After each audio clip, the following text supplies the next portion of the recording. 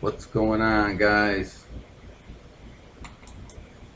It's about midnight, and we're going to hit the lighting channel, the lighting, the lighting chapter. Uh, we talk about lighting, light impulses. So when you guys are in the field working, lighting is going to come into play in a lot of different things. Like if you go to the mall, they have different types of lighting to make different clothing look a certain way, lighting to make jewelry look a certain way. If you go into a hair salon, they have lighting that's like natural light. So a lot of it has to do with what type of bulbs you're going to run in there. Because if somebody colors their hair and it looks good in the salon, they go outside in the natural light, it's going to look totally different. So you kind of want to mimic the outside light with the inside light, depending on what you're doing, so things don't look different. Um, so how do we get these light impulses? Well, light impulses are transferred from the eye to the brain by a part of the eye called the optic nerve. So the optic, it comes in, it goes through the cornea, it goes down through the combs, it comes back out. So it goes in, does its thing, comes back out, and then sends a signal to your brain, and that's how you are able to turn it, tell what you're seeing. So the optic nerve is what um, light impulses are transferred from the eye to the brain by the optic nerve. Okay. Light energy. When light hits something, it gives off. It has its energy. Light is energy coming in, and light energy that is not absorbed by an object is generally both reflect, both reflected from both reflected from and transmitted through the object. So energy can hit the object and it can go through, or it can reflect and it can bounce off. So depending on the light, depending on the angle that it's hitting, if it's at an angle, light's going to bounce off. If you have light, special low E glass or different type of tinted glass, that also causes the light to bounce off. When all the wavelengths of the light spectrum are presented to the eye in nearly equal proportions, the color of the light is white. Okay, so the color of the light, when all colors come in, color of the light is white.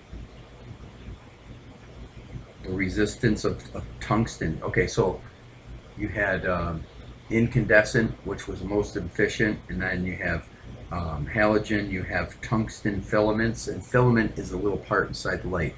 Now this is all old school stuff, but the new stuff is LED, so a lot of this stuff is going to go out the window when they get the old school in. I don't think it will ever totally be gone, but as of right now, it's kind of fading off.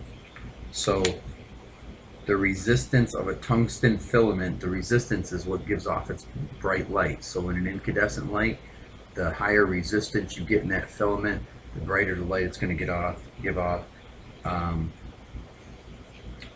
The tungsten filament is much higher. The filament is much higher when the lamp is turned on. The resistance is higher, of course, when the lamp is turned on. The filament of a tungsten lamp is encased in a capsule containing iodine and bromine gas. So what they're talking about, these lights they're talking about, are those big bulbs. They're like probably like metal halide or mercury vapor. They have a gas in them, and the filament starts glowing. The gas ignites. The gas gets hot. It starts to burn. It's a sealed bulb, so that gas always burns and cools, burns and cools, burns and cools. It doesn't like get new gas in the bulb. That gas is in the bulb, and it ignites it and it burns. And then when you shut those lights off, like a mercury vapor or a high pressure sodium or a metal halide, you shut them off, they have to cool for about 10 minutes before they'll pop back on. Also, the filament of a tungsten halogen lamp is the diameter. So we talked about that, bromine gas. So most of these are tungsten halogen lamps. So tungsten halogen lamp, the filament is encased in a container, a capsule containing iodine, and it's a little capsule. It contains iodine and bromine gas. That's what ignites. What is the diameter? T12 bulbs. Now we're talking about fluorescent. We're all over the board in this book. T12 bulb is a fluorescent lamp that is what diameter? 1.5 inches. So T12 4-foot bulb is about that big around. Okay, 1.5 inches, size of close to a 50-cent piece, about a 50-cent piece. You get the T8s, they're smaller. They're like real small diameter bulbs. Those are the T8s. All right, so question number 1. Light impulses are transferred from the eye to the brain by part of the eye called the what? Called the optic nerve. Well, I'm sorry. Light impulses are transferred from the eye to the brain as part of the eye called the A rods, B cones, C pupil, D optic nerve. 2. Light energy that is not absorbed by an object can be what? A. Reflected from the object, B. Transmitted through the object, C. Both reflected from and transmitted through the object, or D. Dissipated as heat in the object. Number 3. When all wavelengths of the light spectrum are presented to the eye in nearly equal proportions, the color of the light is what? A. Red, B. White, C. Blue, D. Green. The resistance of a tungsten filament is A. Much higher when the lamp is turned on, B. Lower when the lamp is turned on, C. Somewhat higher when the lamp is turned on, D. The same whether the lamp is on or off. 5. The filament of a tungsten lamp is encased in a capsule containing iodine and bromine gas, iodine or A. bromine gas, B. argon gas, C. nitrogen gas, D. xenon gas. Xenon, I think that's nice. I don't know.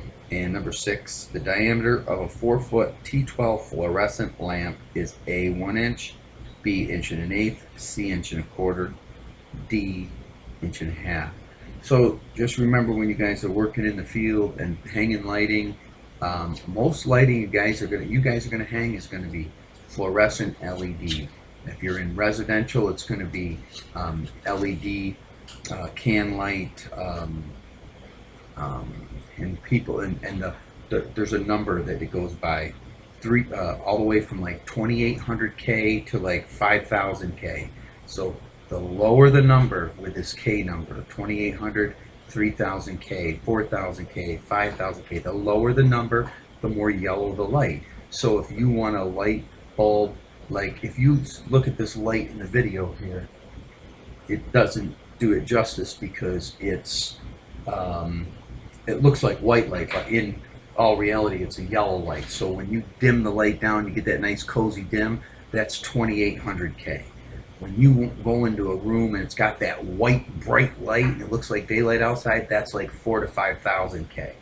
So the higher the K number, the whiter the light, the lower the K number, the more cozy yellow type of light you get.